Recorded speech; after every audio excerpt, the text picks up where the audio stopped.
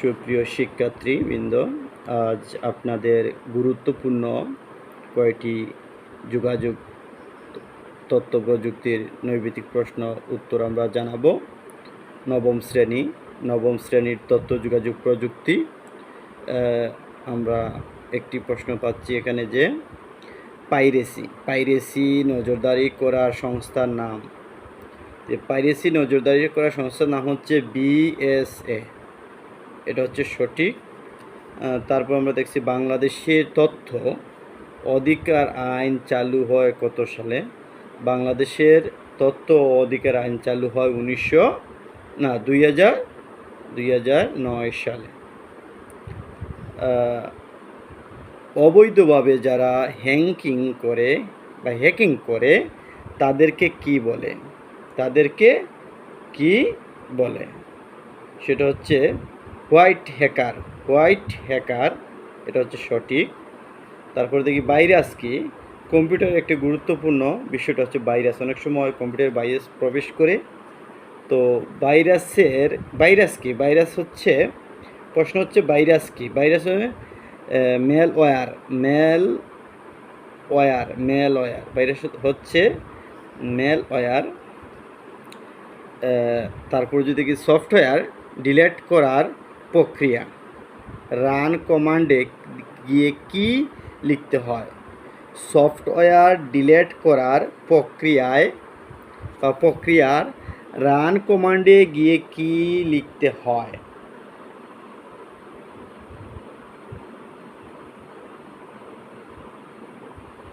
Regret. এইটা সঠিক। তারপর যদি আমরা দেখি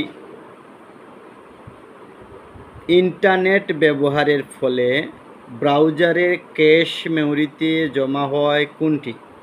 ইন্টারনেট ব্যবহারের ফলে ব্রাউজারের ক্যাশ মেমরিতে জমা হয় কোনটি? এনে দিচ্ছে চারটে। একটা হচ্ছে ভাইরাস, কুকিজ, ম্যালওয়্যার বা স্পাম। তাহলে এটা সঠিক হবে কুকিজ। সেটা হবে কুকিজ। ইলেকট্রনিক্স যন্ত্রগুলো কিসের দ্বারা পরিচালিত হয়? ইলেকট্রনিক্স যন্ত্রগুলো কিসের দ্বারা পরিচালিত হয়? সফটওয়্যার। কিসের দ্বারা? সফটওয়্যার।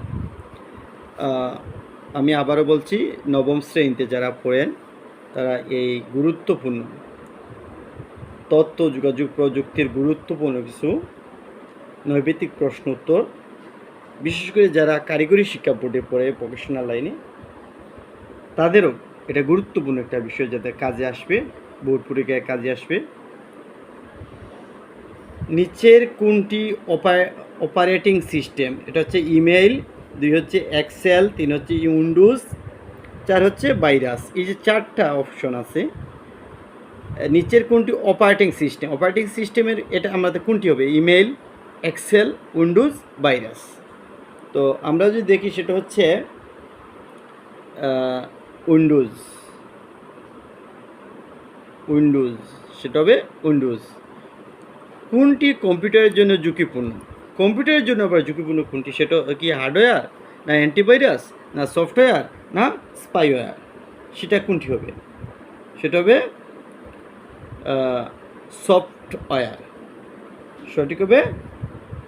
কোনটি কম্পিউটারের জন্য ঝুঁকিপূর্ণ? সেটা হচ্ছে সফটওয়্যার হচ্ছে কম্পিউটারের জন্য ঝুঁকিপূর্ণ। তারপর যদি দেখি আমরা, তাহলে পাই যে কোনটির মাধ্যমে তথ্যের নিরাপত্তা ঝুঁকি তৈরি হয়? কোনটির মাধ্যমে তথ্যের নিরাপত্তা ঝুঁকি তৈরি হয়? যে ডেটা ইন্টারসেপশন। এটা ডেটা ইন্টারসেপশন, এটির মাধ্যমে তথ্যের নিরাপত্তা ঝুঁকি তৈরি হয়। কোনটি শক্তিশালী